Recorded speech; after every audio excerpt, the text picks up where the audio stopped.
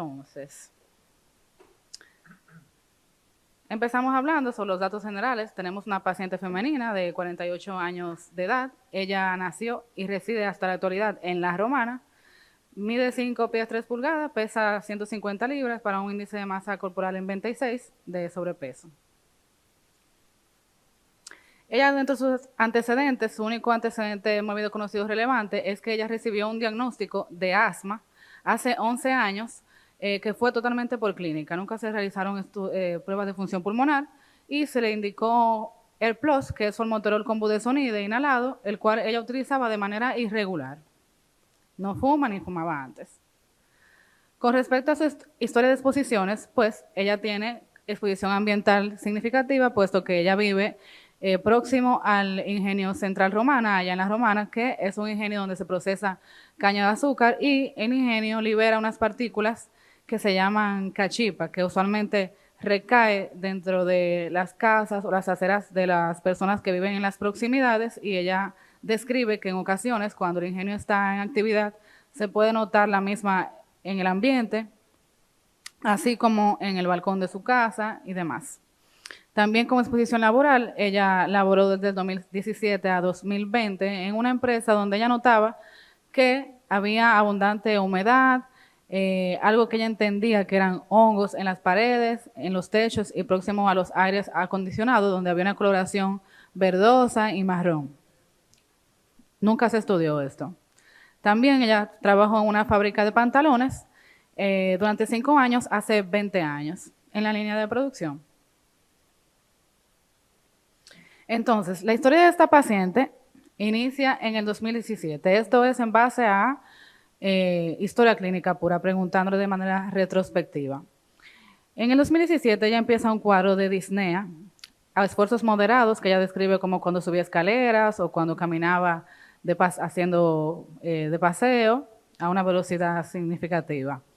En ocasiones se acompañaba de opresión torácica y tos no productiva, que cuando le daba esa tos usualmente no se acompañaba de ningún otro síntoma. Ella dice como que, doctora, no es que yo tenía gripe y eso, sino como que me daba esa tos de vez en cuando, no se sabía el por qué, y entonces decidí ir a neumología. Allá, producto de esa clínica, es que le dicen que ella tiene asma y le ponen el plus que mencionamos anteriormente. Ella refiere que ella notaba también que tenía cambios en la coloración de sus manos en respuesta a la temperatura fría, que es esa foto que se muestra en ese momento, que es de esa misma época del año de 2017, que la paciente no las provee. En el 2018, ella describe que a eso se le añade fotofobia, que ella describe que la luz le molesta mucho, que usualmente cuando va manejando la luz de los carros le dificultan poder conducir, que la luz le da migraña y que ella usualmente siempre tiene luces tenues o la luz apagada en su totalidad. Y pérdida del cabello. Ya hacia el 2019 y 2020, a esto se agrega dolores articulares en ambas manos y rodillas, no de manera simétrica. Ella no se había fijado realmente si era simétrico o asimétrico el dolor que le daba. Y palpitaciones. Producto de eso, ella va a una consulta de cardio.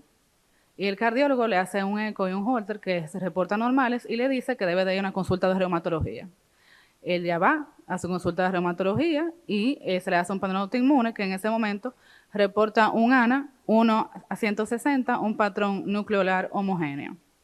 En ese momento le dicen que ella no tenía clínica ni tampoco serología concluyente con un diagnóstico en específico y le dicen que no necesita ninguna medicación en ese momento, que se iba a dejar en observación. Pero ella nunca vuelve a la consulta de reumatología. Decide desestimar esta información. En el 2021 ella fue a una consulta de dermato porque ella narraba que presentaba varias lesiones cutáneas, usualmente eran lesiones hiperpigmentadas, redondeadas en la cara o en las piernas. Ella refiere que en ese momento se le investigó para ver si tenía colonización por staph, a ver si eran de origen infeccioso, eso le dio negativo. Le colocaron algunas cremas que ella no recordaba el nombre.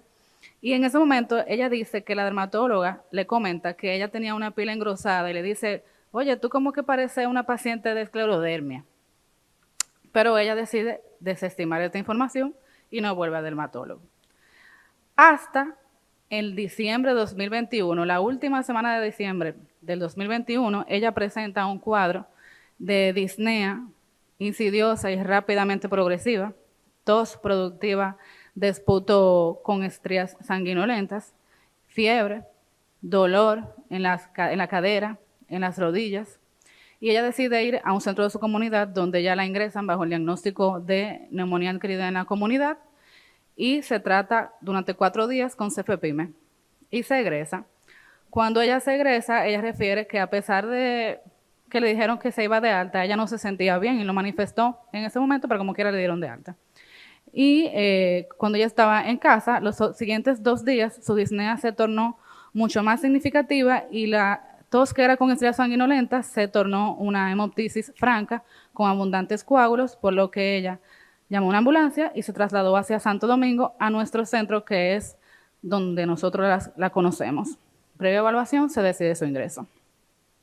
En ese momento, al examen físico, ella tenía una presión en 110/70 milímetros de mercurio, una frecuencia cardíaca en 110 latidos por minuto, una frecuencia respiratoria en 22 respiraciones por minuto y una saturación de 92% al aire ambiente. Al examen físico, como hallazgo positivo, ella tenía lesiones hiperpigmentadas en el rostro, redondeadas, subcentrimétricas, microstomía, pérdida de algunas de las líneas de expresión alrededor de los ojos. Tenía un tórax hiperdinámico, norma expansible, con un murmullo vesicular disminuido de manera global y abundantes crepitantes en ambos campos pulmonares. Tenía un ligero edema de las manos, ambas, y tenía algunas máculas hiperpigmentadas en ambos miembros inferiores que parecían como si fuese hiperpigmentación post alguna lesión dermatológica que se excorió o algo así. Aquí tenemos algunas fotos. Estas fotos fueron autorizadas por la paciente. Estas eran las lesiones que se veían en ese momento. En la piel tenía esa lesión en el esternón como hiperpigmentada. No logramos obtener fotos de los miembros inferiores. Estas son fotos de sus manos. Ella refiere que la imagen de la derecha para ustedes, una mañana ella se levantó y tenía la mano así, contracturada, le causaba mucho dolor, ella no podía enderezar ese dedo. Y la foto de la izquierda es lo que ella entendía que era el edema de las manos. Le decía que le dificultaba cerrar la mano porque se la sentía inflamada. Estas también son fotos de sus palmas, donde se ven datos de acrocianosis y se le ve como una descamación del lecho ungueal, pérdida de la capa más superficial de la piel. Esa es la radiografía con la que ella llega a la emergencia, donde se ven abundantes infiltrados alveolares bilaterales. Entonces, será la tomografía. Lo primero que nos llama la atención es que en la tomografía se ven unos hallazgos sugestivos de panalización subpleurales, áreas enquistadas, patrón reticular, mínimo ahí en los segmentos más anteriores y apicales. Luego, mientras vamos bajando, se ven abundantes infiltrados alveolos intersticiales que no permiten visualizar la vasculatura ni el sistema bronquial por debajo de la consolidación, de manera parcheada, bilateral y difusa. Y eso sigue así hasta las bases pulmonares, donde continúa este patrón, pero también nos fijamos que por detrás de eso se ven algunas áreas también de panalización y una que otra bronquiectasia por tracción.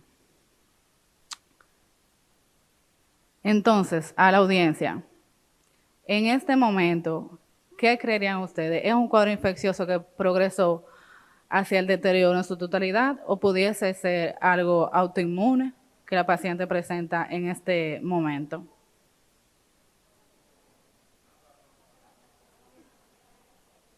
Pueden escanear ese código, le va a salir un pool donde van a poder elegir cuál de las dos opciones es. Vamos, vamos.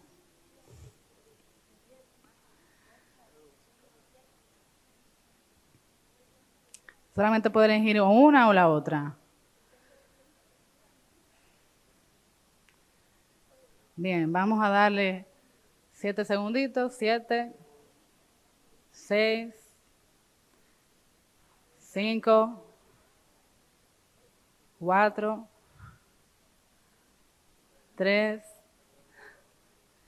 2, 1. Bien, la mayoría dice que se trata de un cuadro autoinmune. Sigamos viendo la evolución entonces. La paciente se le realizó de entrada una serie de analíticas. Aquí le pusimos los datos más relevantes. Ella tenía un hemograma que tenía 15.000 blancos a expensas de neutrófilo, un 90%. Tenía una anemia moderada, 9.2, 428.000 plaquetas, azoados normales, transaminasas ligeramente elevadas, a expensas de la ALT. Tenía una procalcitonina negativa. Se le tomó cultivo de esputo y hemocultivo, los cuales estaban pendientes. El preliminar a las 12 horas era que no tenía crecimiento, un GeneSper que se resultó negativo, influenza A y B, virales, HIV, hepatitis C, hepatitis B, y un panel respiratorio Film-Array que estaba negativo, un examen de orina que tenía leucocitos de 10 a 20, eritrocitos en 100, bacterias algunas, una cruz de proteína, y un panel autoinmune que hasta ese momento estaba pendiente. Entonces, ella se ingresó en la noche. En la mañana siguiente, la paciente presentó un cuadro de disnea rápidamente progresiva, hemoptisis de gran cantidad con coágulos, desaturó hasta 85%, taquipnea, inestabilidad hemodinámica, mareos, y su hemoglobina bajó de 9.2 a 8. En ese momento, ella se traslada a la unidad de cuidados intensivos. Esa es la radiografía de ella a la mañana siguiente, donde se ve un aumento drástico de las consolidaciones que se veían en la imagen anterior de la emergencia. Entonces, segunda pregunta a la audiencia. En este momento, ¿qué hacemos? ¿Le ponemos antibioterapia de amplio espectro? ¿Le ponemos esteroides sistémicos? ¿Le ponemos enchafebrina? ¿Le hacemos una broncoscopía para ver de dónde es la hemoptisis? ¿O qué? Ay, ay, ay, ay.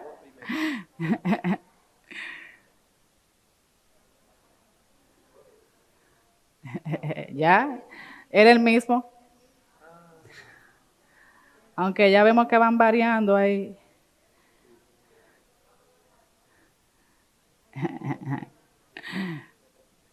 Bueno, nosotros lo que hicimos fue que le colocamos antibioterapia de amplio espectro y le pusimos esteroide sistémico. Entonces, ¿qué pasó con la paciente? Se le inició meropenem y vancomicina y se le inició metilprednisolona, 40 miligramos cada 12 horas, producto de esa hemoptisis que ella había tenido, que continuó en las horas siguientes. Su hemoglobina llegó a bajar a 6.7 miligramos por decilitro, se transfundió. Y luego de eso, progresivamente en los siguientes 3 días, su hemoptisis disminuyó hasta desaparecer por completo. Los requerimientos de oxígeno que tenía fueron bajando y ella se egresó. Eventualmente su panel autoinmune llegó totalmente negativo. Se le había pedido ANCA, antimembrana basal glomerular, que vino negativo. Y su cultivo de esputo y su hemocultivo también vinieron negativos. Esa es la radiografía de la eventualidad y esa es la radiografía luego de los 3 días de tratamiento. Entonces, pregunta al panel de expertos. ¿Solicitarían algún estudio agregado en este momento para afianzar cuál es el diagnóstico de la paciente? ¿Y qué tratamientos recomendarían al alta? Gracias. Gracias. ¿Puedo hablar de la patente tomográfica? Voy a estar más seguro que contestar esto. A ver, voy a decir lo que pensé, sinceramente. Empezaste contando un caso que parecía iba a terminar siendo una esclerosis sistémica, ananucleolar, Raynaud, engrosamiento de la piel, dedos PAFI. Dije, bueno, fácil. Y después me apareció una hemorragia alveolar, o por lo menos un síndrome que parece una hemorragia alveolar, hemoptisis amenazante, caída de hematocrito, anémica, función renal normal en una chica joven con una tomografía como mostraron. Todos pensaríamos que es una hemorragia alveolar. Ahora, todos estamos esperando el ANCA y dio negativo. Bueno, primero que no todos los estudios no son infalibles. ¿Anti-MPO y PR3 le pediste? Sí. Negativo. Negativo también, bueno. Por supuesto que no se puede confirmar ahora que tengo una vasculitis ANCA asociada. Existen 2 entidades que son, entro en lo raro, mirá que me gusta lo raro. A mí también. Que cuando uno tiene una hemorragia alveolar que no tiene otra causa, porque puede ser cocaína, puede ser tóxicos, puede ser otras enfermedades, y no es una enfermedad sistémica, existe dos entidades que son idiopáticas, que es la hemosiderosis pulmonar idiopática, que se suele dar en personas de la infancia y que tienen hemóptisis frecuente y que anemizan al paciente en pediatría, pero existen pocos casos reportados de adultos. Yo tengo 3 y me siento que es muchísimo. Tiene mucho. O sea que esa es una posible, y la otra que se llama capilaritis pulmonar aislada. La capilaritis pulmonar aislada es biopsiando el pulmón sin anticuerpos y sin causa, que no tenga granulomas, que no tenga nada, pero le encontrás capilaritis, que el patólogo que debe estar por allá le encuentra capilaritis. Esas son las dos entidades que puedo decir, bueno, a ver, con lo cual, ¿qué estudios solicitar? Bueno, hay que ver cómo queda la paciente, porque hay que ver cómo está funcionalmente y todo, y plantear o repetir los estudios, estudiar mejor ese Raynaud, porque aparte Raynaud, o sea, podría hacer una vasculitis, volver a repetir, o si no, ir directamente al pulmón, si quedó con lesión, porque le va a volver a ocurrir, aparte no sé cómo tratarlo. Y tratamiento, ya está, le pusieron pulso de solumedrol, yo le dejaría una dosis de 1 miligramo kilo o 0,5 miligramos kilo de esteroides, y estudiaría a ver cómo seguir, porque tengo que estudiarla más detalladamente. No puedo aportar mucho más. Está bien, maestro, pero tiró para adelante. Salió al camino. ¿Alguien más? No, realmente agregar algo más. No, creo que sí, el esteroide aquí sería importante no quitarlo, porque limpió muy bien la radiografía, y entonces a veces en este miedo que nos da de seguir esteroide más tiempo, pues ya egresó, ya que se vaya, y entonces en una semana otra vez la paciente está de regreso. Entonces creo que nada más sería El tema es que en algún momento vas a tener que ir bajando, sí, y va a sí, recidivar posiblemente. seguramente. Y ahí es donde hay que... En la biopsia, yo también creo que... Porque no la podés vivir toda la vida con 60 miligramos. No. Y la otra cosa es, cuando íbamos, o al principio, nada más que fuimos muy rápido, porque la verdad es que al principio inicial ese diagnóstico de asma, como bien lo pusiste entre comillas, porque ese asma tal cual no, y entonces recordar también un poco que a veces cuando se asociaba el asma pudiéramos tener, ¿no? Exacto, un síndrome de Sjögren-Strauss. Entonces, bueno, o sea, sí tenía otros datos la paciente ya desde antes, que eran un foquito ahí que tenía. Entonces, también le preguntamos por imágenes anteriores. Ella en su vida se había hecho una que otra radiografía, pero nunca se había hecho tomografía tampoco. Y lo último, perdón, quiero decir, aquí vemos la importancia otra vez de los síntomas. La paciente desde el 2017 ya estaba diciendo hay disnea, hay tos, y ahí se fue llevando esa historia. Entonces, después de 4 años, estamos viendo ya un cuadro crítico, y 4 años perdimos a esa paciente, un poco porque ya se perdió, pero un poco también porque quien la vio al inicio, a eso no le dio importancia. Ella llama mucho la atención que hay una paciente un poco descuidada con su seguimiento, pero ella se aprende su récord como nadie, porque todos esos términos, Raynaud, esclerodermia, microstomía, era la paciente que lo decía. Y no tenía anemia de antes, ¿no? Sí, ella había tenido anemia anteriormente. Que en ese mismo orden también había el Raynaud desde el inicio, y ya hablando como del seguimiento, pues ahí, como decía el doctor, de la parte del seguimiento con los esteroides, pues también ya desde ese momento ir valorando qué inmunosupresión la paciente va a requerir luego de recibir todas estas valoraciones, precisamente por eso, para no mantener la terapia de esteroide a largo plazo, y sabiendo que tiene ese componente de una enfermedad autoinmune de base que lo requiere. En realidad, vos como reumatóloga, ayúdame ahí. Vos ya podés decir casi que es una very early esclerodermia, porque vos tenés ANA, nucleolar y Raynaud. Capilaroscopía no sé si tenía, pero creo que no. Con lo cual, todo encaminaba para una esclero. Lo que te digo como neumonólogo no pega, en Argentina decimos no pega ni con moco, es la hemorragia alveolar con la esclero. Miren que vemos esclero nosotros, pero nunca vi en mi vida una hemorragia alveolar por esclero. Entonces, yo terminaría de estudiar eso y obligaría al reumatólogo a decir, ¿tiene esclero o no? Porque encima le estamos dando dosis alta de corticoide, no sea cosa que haga una crisis renal y se nos muera del riñón. paciente igual tampoco le conviene mantener dosis altas de esteroide por mucho tiempo, o sea que, claro, en el momento agudo y con el bajón, porque igual sí, probablemente tenía la anemia, pero probablemente una anemia de enfermedad crónica, o sea, no 6 de hemoglobina. La paciente hizo la anemia con cambios y todo, y afortunadamente pues ya estaba en el centro de salud, porque igual vimos el cambio radiográfico, o sea que sí empeoró ya en el centro. Entonces, pues sí, o sea, en ella es muy importante, pues desde el principio ir pensando con qué terapia vamos a seguir para no necesitar tanto ese esteroide. Bien, vamos a ver qué hicimos entonces. ¿Sí?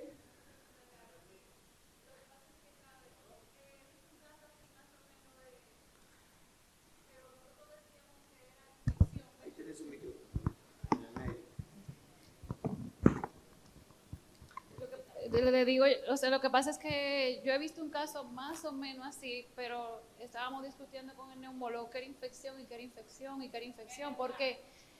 Porque ¿encendido?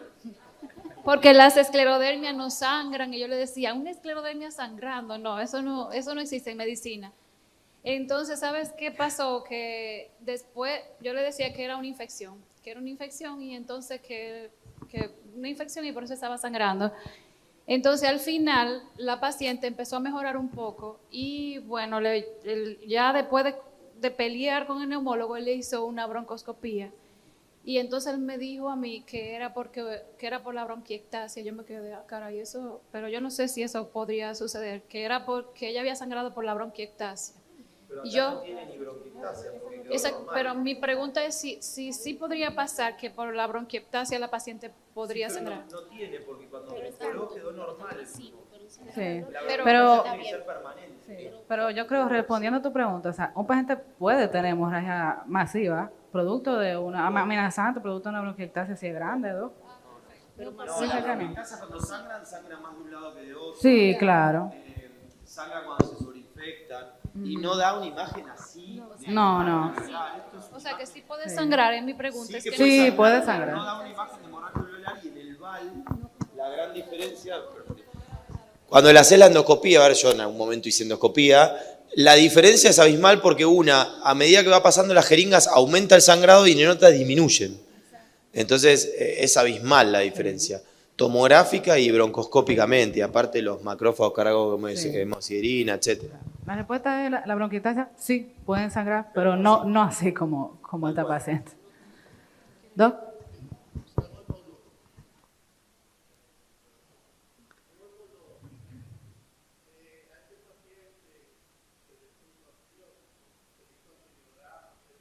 De poner antibióticos y dio negativo. Negativo. O sea, que podría ser que no fuera bacteriano, que no fuera infeccioso y que el pulso de esteroides aclaró el pulmón de un proceso inflamatorio. Y no me dice si la sangre de vía alta o de vías inferiores. Y me dice que al principio me dice que tenía filitos en lactosa hace un tiempo y no creo que una paciente, promedio de la paciente dominicana, clase media, pobre, si tienen 11 de hemoglobina es mucho, y ya tienen 9.2, o sea que un sangrado abundante la hubiese chocado, hubiese producido una caída mucho más brusca, o sea que lo que estoy diciendo, yo no soy reumatólogo, es que lo más probable haya sido la respuesta a los esteroides, a los pulsos, lo que decía el doctor, lo que limpió el pulmón y no el antibiótico. Porque pusimos antibióticos de muy amplio espectro y de muy alto costo, que a lo mejor no iban, pero todo el mundo se cuida y dice, bueno, dame cubrirlo con antibióticos. Gracias. Sí, nosotros tratamos de descartar las causas virales lo más rápido posible, por eso se hizo el panel respiratorio, que usualmente se tiene el reporte en 1 hora o menos del ingreso de la paciente. Entonces, ¿qué se hizo con ella? Inicialmente ya se fue con 40 del metilprednisolona. Luego se fue escalando, 20, hasta llegar a 10, que fue con lo que ella se dejó en ese momento. Se le puso colchicina de 0.5 por reumato y se le solicitó la realización de una capilaroscopía y se refirió a dermatología para tomar una biopsia de piel. Por la parte de neumología se dejó con formoterol y budesonide, uso regular, se solicitó un ATAC control a un mes y se le solicitó una TLC con una DLCO y un ecocardiograma. Entonces, se nos perdió un mes y vino en marzo. Ella se fue a casa con requerimiento de oxígeno, 3 litros, un concentrador que fue disminuyendo hasta no necesitarlo ya. Entonces, esta es la tomografía control de ella. Aquí vemos, el doctor me ayuda, cualquier cosa, que seguimos teniendo imágenes sugestivas de panalización en los segmentos anteriores. Ah, no, dale para allá, maestro. ¿Tú puedes poner cortes más bajos? ¿Tú tienes cortes axiales más bajos? Ah, bueno. Sí, las imágenes de abajo son dos esquinas. Estábamos pensando en los cortes superiores, pareciera. Maestro, mire la base. Bueno, sí, pero lo de arriba es anterior. Lo de arriba es la tomografía anterior y lo de abajo es la tomografía pues control. Sí, pues puede ser un signo de las 4 esquinas, porque en los cortes superiores vemos que hay cambio fibrótico en el aspecto anterolateral del lóbulo superior y luego más bajo vemos en el aspecto postero superior del lóbulo inferior. O sea que eso nos orienta que puede ser una esclerodermia, ¿saben?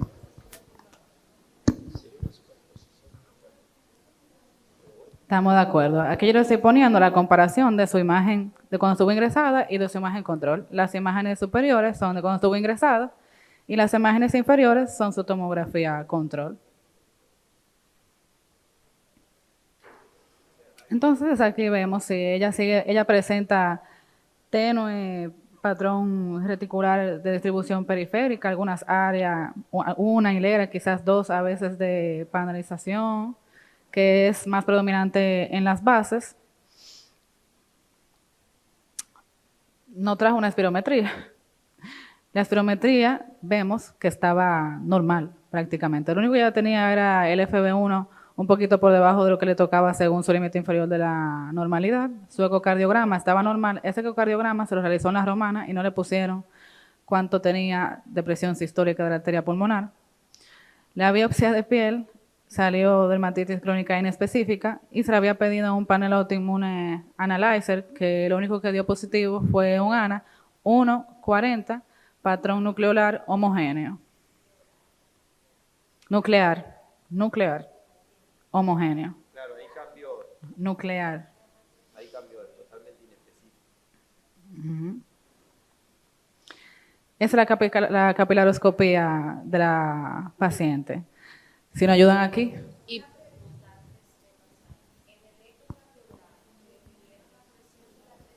No. A pesar de que se lo había solicitado, ¿eh?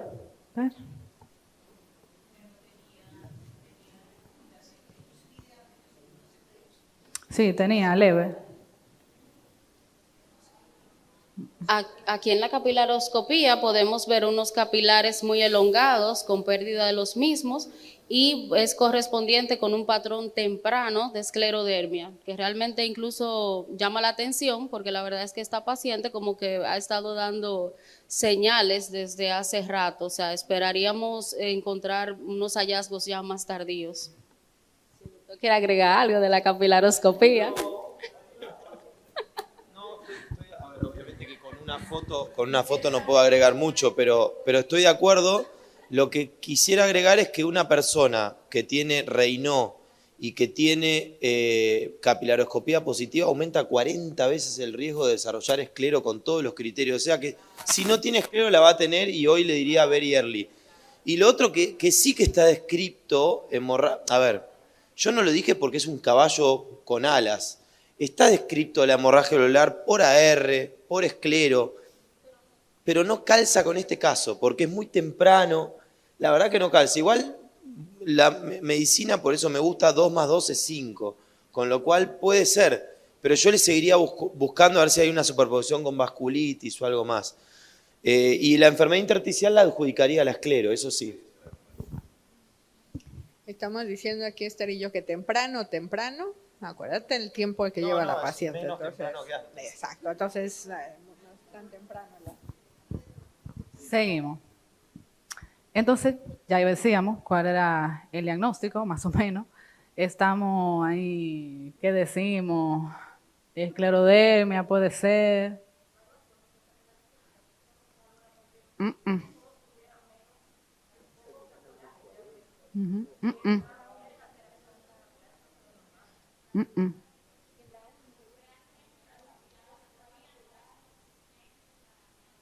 Raima.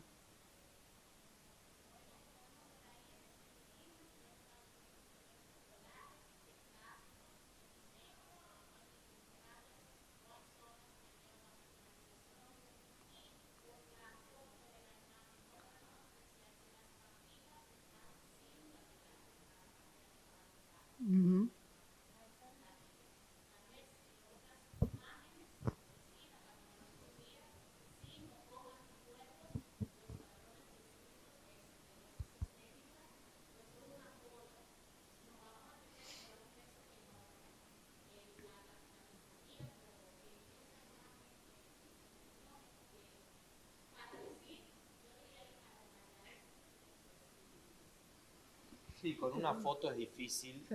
Por eso hay que creer al que vio todos los dedos y todas las fotos. Y en ese caso yo opino como la doctora. Yo creo que si tenía una SD temprana, un SD pattern temprano está bien, pero es verdad, con esa foto es difícil, hay que creer, porque con esa foto sola tenés razón, faltan 2 capilares, creo nada más. Pero el tema es que estamos sumando muchos puntos. Mujer, joven, ¿tiene enfermedad intersticial? Eso no hay duda. Tiene Raynaud porque lo vimos todos, salvo que sea la mano de otro.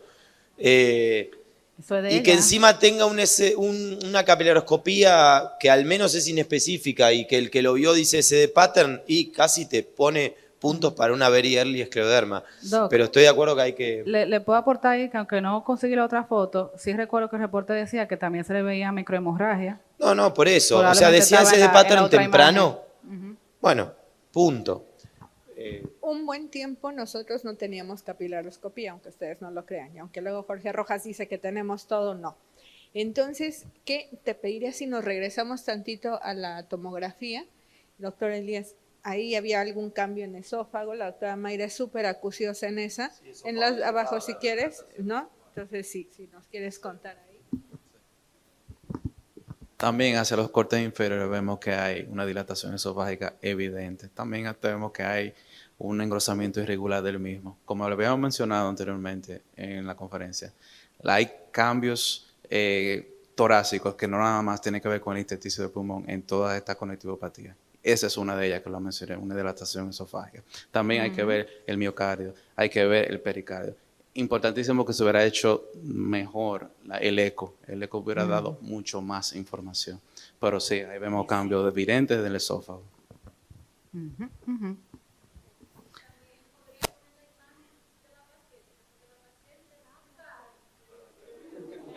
Tenía dedos PAFI también.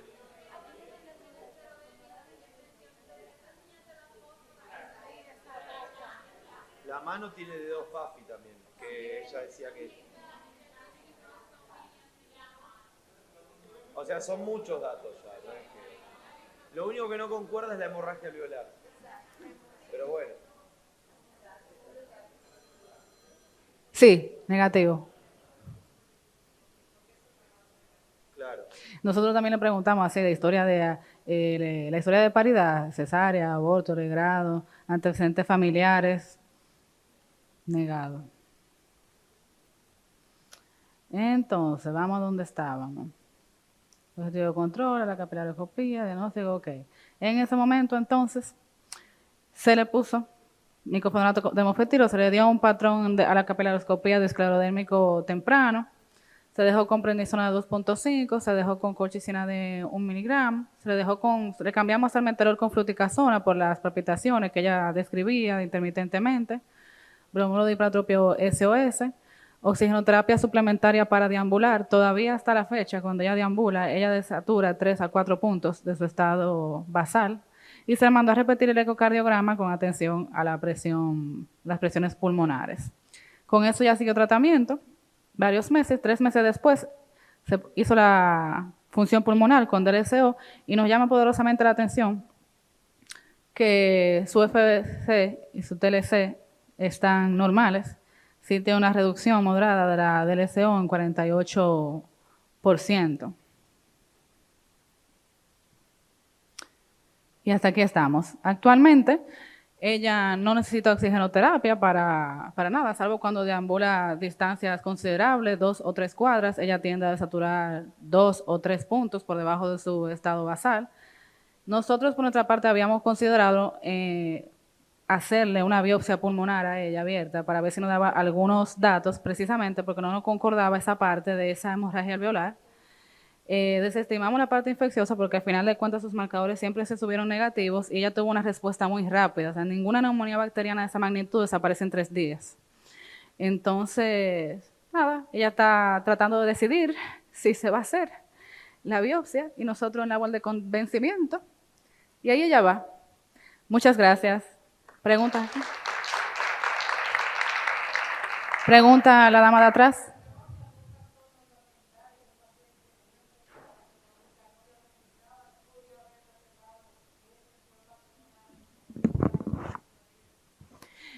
No, usualmente no tenemos exposiciones ambientales que nos desarrollen cuadros tan agudos como ese.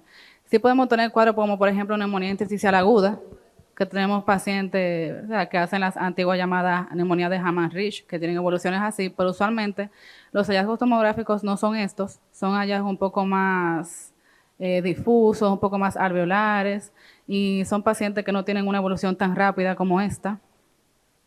Entonces, en ese caso, la paciente no narraba ninguna exposición aguda en ese momento o en los días anteriores, más que la que mencioné cuando hablaba de exposición ambiental, que son exposiciones que ella las tiene hace prácticamente 7, 8 años. Nosotros sí en algún momento dijimos como que, bueno, cuidado si ella es manca y coja y tiene alguna neumonitis por hipersensibilidad fibrótica y entonces ahora tiene hemorragia alveolar, que es por otra cosa. Y parte de eso fue lo que hizo que se le pidieran el panel así en toda su extensión, investigar la parte de vasculitis y plantear la biopsia. De ahí es que sale esa idea. Porque, como pudieron haber visto en la mañana, usualmente la biopsia pulmonar la dejamos para casos así inconclusos, cuando tenemos cosas que no nos van. Esa paciente, por allá como tomográfico, le damos un patrón de escleroderma. Entonces, ella es una paciente ahí que tiene algunas cosas inconclusas todavía. ¿Doc?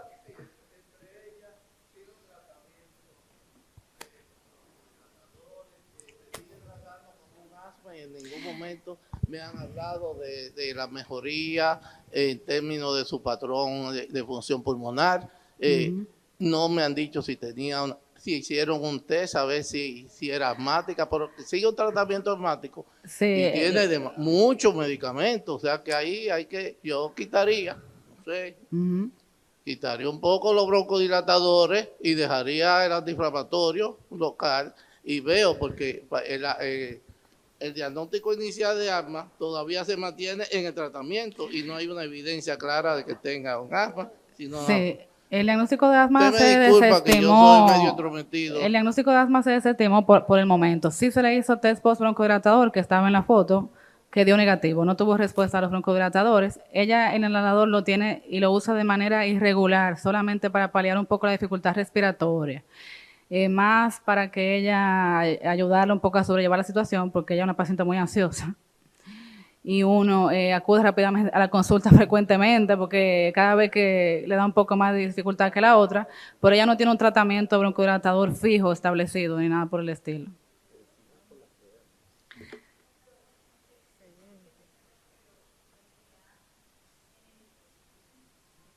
Sí. En la orina. Yo quería preguntar eso también. Porque tenía la orina con eritrocitos, pero no decía ni glóbulos rojos dismórficos, ni cilindros. Para mí va a terminar teniendo una vasculitis, estoy casi seguro, hay que darle tiempo. Dios. Bueno, yo le voy a decir algo. De varios casos que teníamos para presentar el comité, se eligieron 3. De los 3, son pues para que crezca controversia. Primero, por lo que es el panel, que nosotros no vamos nunca a pensar, porque todo siempre fue negativo. Aquí, la clínica, el examen físico, como dice la doctora Tineo, primó.